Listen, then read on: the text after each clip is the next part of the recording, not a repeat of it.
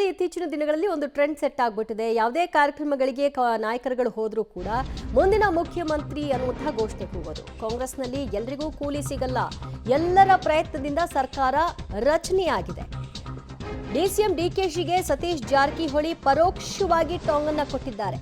High command ಆದಷ್ಟು ಬೇಗ ಗೊಂದಲವನ್ನ ಬಗೆಹರಿಸಬೇಕು, ಗೊಂದಲಗಳನ್ನ ಕಂಟಿನ್ಯೂ ಮಾಡ್ತಾ ಹೋದ್ರೆ ಅದು ಪಕ್ಷಕ್ಕೆ ನಷ್ಟ.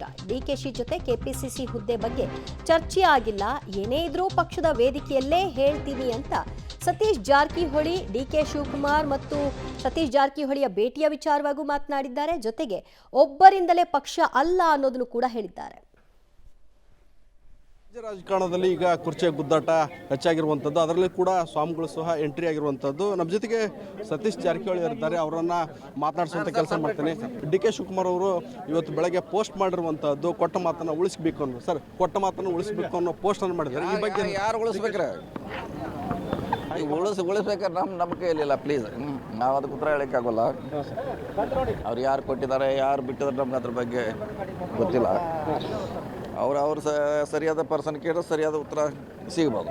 ಒಕ್ಕಲಿಗ ಸ್ವಾಮಿ ಕೂಡ ಅವ್ರವ್ರಿಗೆ ಸ್ವತಂತ್ರ ಇದ್ದಾರೆ, ಕೇಳ್ಬೋದು.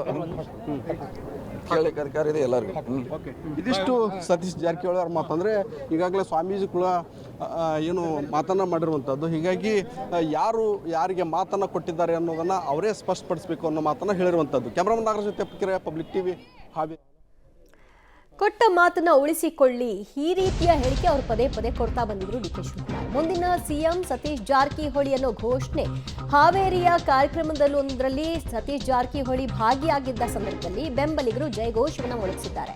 ಮುಂದಿನ ಸಿಎಂ ಸತೀಶ್ ಜಾರಕಿಹೊಳಿ ಅಂತ ಪುಷ್ಪವೃಷ್ಟಿ ಮಾಡಿದ್ದಾರೆ. ಮುಂದಿನ ಸಿಎಂ ಸತೀಶ್ ಜಾರಕಿಹೊಳಿ ಆಗಬೇಕು ಅನ್ನೋದನ್ನ ಬೆಂಬಲಿಗರು ಬಯಸಿದ್ದಾರೆ. ಮುಂದಿನ ಮುಖ್ಯಮಂತ್ರಿ ಸತೀಶ್ ಜಾರಕಿಹೊಳಿ ಅವರಿಗೆ, ಮುಂದಿನ ಮುಖ್ಯಮಂತ್ರಿ ಸತೀಶ್ ಜಾರಕಿಹೊಳಿ